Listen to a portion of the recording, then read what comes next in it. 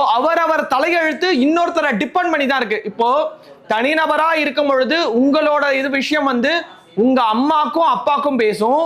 அதுவே நீங்க கல்யாணம் ஆயிடுச்சுன்னு சொன்னா உங்க மனைவியோட ஜாதகம் உங்களுக்கு பேசும். குழந்தை பிறந்ததுன்னு சொன்னா குழந்தை மனைவி இது ரெண்டுமே உங்களுக்கு பேசும். உங்க தலையெழுத்து மாறுறதுக்கு இந்த சித்ரா பௌர்ணமிக்கு இந்த 4 பொருட்கள் கொண்ட இந்த காம்போ முறையா பூஜை பண்ணி நம்ம ரெடி பண்ணி வச்சிருக்கோம். இந்த 4 பொருள் முழுக்க முழுக்க சிருஷ்டி ஒளியை பொறுத்த வரைக்கும் எந்த பொருள் கொடுத்தா, எந்த பொருளை பூஜை பண்ணா, எந்த பொருளை நம்ம வீட்டுக்கு வந்தா நம்ம வாழ்க்கை மாறும். ஏன்னா நான் மறுபடியும் சொல்றேன், நான் கடைக்காரனா இருந்து சேல் பண்றதோட உங்க வீட்டு பையனா இருந்து சர்வீஸ் பண்ணணும்.